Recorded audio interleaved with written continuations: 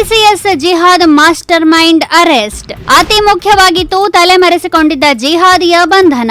ಮಹಾರಾಷ್ಟ್ರದ ನಾಸಿಕ್ನಲ್ಲಿ ನಡೆದ ಕಾರ್ಪೊರೇಟ್ ಜಿಹಾದ್ ದೇಶದಲ್ಲಿ ಬಹುದೊಡ್ಡ ಚರ್ಚೆ ಹುಟ್ಟುಹಾಕಿತ್ತು. ಹಿಂದೂ ಯುವತಿಯರ ಅತ್ಯಾಚಾರ, ಲೈಂಗಿಕ ಶೋಷಣೆ ಮತ್ತು ಮತಾಂತರ ಪ್ರಕರಣಕ್ಕೆ ಸಂಬಂಧಿಸಿದಂತೆ ಪೊಲೀಸರ ಕೈಗೆ ಸಿಗದೆ ತಲೆಮರೆಸಿಕೊಂಡಿದ್ದ ಪ್ರಮುಖ ಆರೋಪಿ ನಿದಾ ಖಾನ್ ಕೊನೆಗೂ ಪೊಲೀಸ್ ಬಲೆಗೆ ಬಿದ್ದಿದ್ದಾಳೆ. ಈಕೆಯ ಬಂಧನ ತನಿಖೆಗೆ ಹಲವು ಲೀಡ್ಸ್ ಒದಗಿಸಲಿದೆ.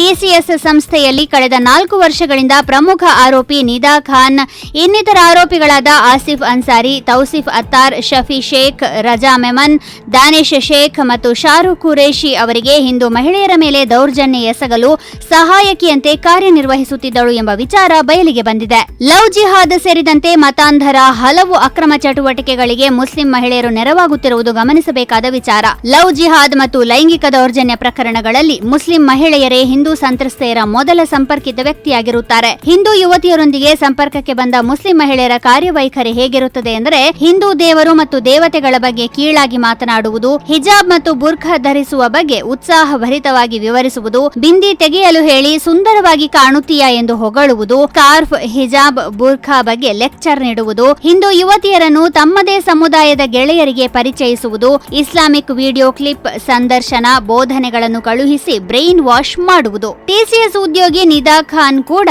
ತನ್ನ ಕಚೇರಿಯಲ್ಲಿ ಇದೆಲ್ಲವನ್ನೂ ಮಾಡುತ್ತಿದ್ದಳು. ಹಿಂದೂ ಯುವತಿಯರನ್ನು ಬಲೆಗೆ ಹಾಕಿಕೊಂಡು ಅವರನ್ನು ಮಲೇಷಿಯಾಕ್ಕೆ ಕಳ್ಳಸಾಗಣೆ ಮಾಡಲು ಯೋಜಿಸುತ್ತಿದ್ದಳು. ಮಲೆಗಾಂವ್ ಮತ್ತು ಇತರೆಡೆಗಳಲ್ಲಿ ಮತಾಂತರದ ದಾಖಲೆಗಳನ್ನು ಈ ತಂಡ ಸಿದ್ಧಪಡಿಸಿಕೊಳ್ಳುತ್ತಿತ್ತು. ಇದೀಗ ಈಕೆಯ ಬಂಧನವಾಗಿರುವುದರಿಂದ ಈ ಜಾಲಗಳ ಬಗ್ಗೆ ನಿಖರವಾದ ಮಾಹಿತಿ ಸಿಗಲಿದೆ. ಕಾರ್ಪೊರೇಟ್ ಜಗತ್ತಿನಲ್ಲಿ ಸದ್ದಿಲ್ಲದೆ ನಡೆಯುತ್ತಿದ್ದ ಜಿಹಾದ್ ಈಗ ಜಗತ್ತಿಗೆ ತಿಳಿದ ಸತ್ಯವಾಗಿದೆ. ನಾಸಿಕ್ ಟಿಸಿಎಸ್ ಪ್ರಕರಣದ ಆಳ ಅಗಲ ಎಲ್ಲವೂ ಹೊರಬರಲಿ.